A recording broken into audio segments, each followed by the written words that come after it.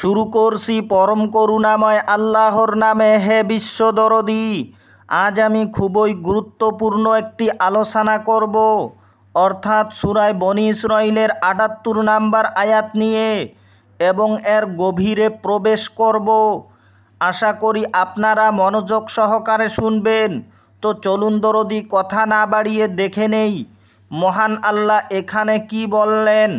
মহান আল্লাহ বলেন, আকিমিস সালাতা লিদুলুকিশ শামসি ইলা গাসাকিল লাইলি ওয়া কুরআনাল ফাজর ইন্না কুরআনাল ফাজরি কানা মাশহুদা। অর্থ, নামাজ কায়েম করো সূর্য ঢেলে পড়ার সময় থেকে রাত্রির অন্ধকার পর্যন্ত, এবং ফজরের কোরআন পাঠো। নিশ্চয় ফজরের কোরআন পাঠ মুখোমুখি হয়। এখানে যে ব্যাখ্যা দেওয়া আছে তাতে আমরা সাধারণভাবে বুঝি যে মাগরিবের সময় থেকে নিয়ে রাত্রির অন্ধকার পর্যন্ত সালাত কায়েম করো এবং ফজরের কোরআন পাঠো। এবং এই আয়াতের মাধ্যমে বর্তমান সমাজের আলিমগণ আমাদেরকে ৫ ওয়াক্ত নামাজের দলিল দিয়ে থাকে। কিন্তু আমি যে গভীর তত্ত্বজ্ঞান পেয়েছি আমার মুর্শিদের কাছ থেকে, তাই আমি বলছি, এখানে রাত বলতে মৃত্যুকে বোঝানো হয়েছে এবং সূর্য বলতে জীবন নামক সূর্যকে বোঝানো হয়েছে। অর্থাৎ রাতের অন্ধকার এসে জীবন নামক সূর্যটিকে যেন অন্ধকারে না ফেলে, কিংবা মৃত্যু এসে যেন জীবন নামক সূর্যকে অন্ধকার করে না তোলে।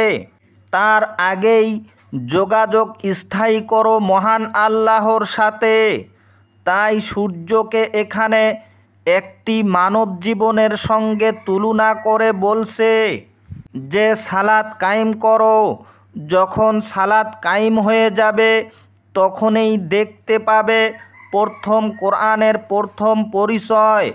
সূর্য যেমন প্রথম হয়ে আস্তে আস্তে পূর্ণতায় এসে পুনরায় অস্ত যেতে থাকে অথবা ঢলে যেতে থাকে এবং এক সময় রাতের আঁধারে ঢেকে যায়, ঠিক একটি মানুষের জীবনই সূর্যের মতো ওই একই গতি। বাল্য জীবন সূর্যের উদয়ের মতো ধীরে ধীরে পূর্ণতায় এসে অথবা পূর্ণ যৌবনে এসে পুনরায় বুড়ো হতে থাকে, অথবা সূর্যের মতো অস্ত যেতে থাকে অথবা ঢলে যেতে থাকে এবং এক সময় মৃত্যুর আঁধারে ঢেকে যায় জীবন নামক সূর্যটি। তাই রাতকে বলা হয়েছে মৃত্যুকে।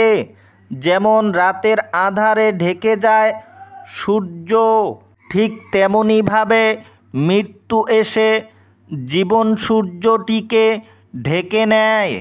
কারণ জীবন সূর্যটি যে থমকে দাঁড়িয়ে নেই, প্রতিটি মুহূর্তে এসে যে ঢলে যাচ্ছে এক ঘন অন্ধকারের মাঝে।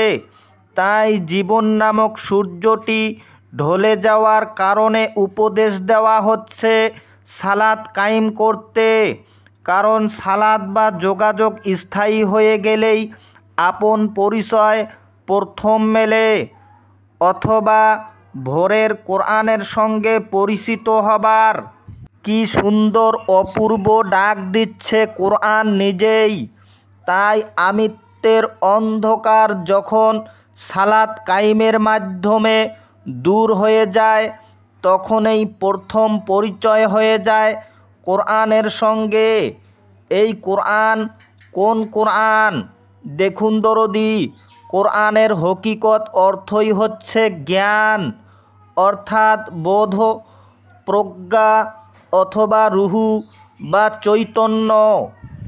এই চৈতন্য যখন জাগ্রত হবে আপনার ভিতরে, অর্থাৎ আপনার জীবনে যখন অজ্ঞানতার আধার কেটে প্রজ্ঞার আলো এসে যাবে, অর্থাৎ রাতের আধার কেটে যখন দিনের আগমন হয় এবং সম্পূর্ণ দিনটির প্রথম আগমনের বার্তাকে আমরা দিনের ভোরবেলা বলি, সেরকমভাবে সম্পূর্ণ কোরআনটির প্রথম আগমনের বার্তাকে বলা হয়েছে ভোরের কোরআন অথবা ফজরের কোরআন।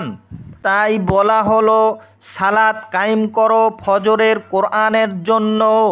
এই কোরআনের সঙ্গে পরিচয় হওয়ার জন্য কোরআন নিজেই ডাকছে আমাদেরকে। এই কোরআনের সাথে পরিচয় হলে আপনি তখন স্পষ্টভাবে বুঝতে পারবেন ফজরের কোরআনকে, অর্থাৎ ভোরবেলার কোরআন। কারণ সূর্য উদিত হতে চলেছে আপনার জীবনে, অথবা জীবন নামক সূর্যটি আপনার জীবনে উদিত হতে চলেছে।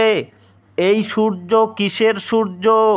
এ সূর্য বোধের সূর্য, এ সূর্য প্রজ্ঞার সূর্য, এ সূর্য জ্ঞানের সূর্য। হে দরদি, আপনারা কি আমার কথাগুলো বুঝতে পেরেছেন? আপনারা গভীরভাবে চিন্তা করবেন, তাহলে অবশ্যই বুঝতে পারবেন। তাই হে দরদি, সময় থাকতে একজন চিন্তাশীল ব্যক্তি বা প্রজ্ঞাময় ব্যক্তির কাছে গিয়ে ধ্যানস্থ হয়ে নিজের নিভানো সূর্যটির সঙ্গে পরিচয় লাভ করুন।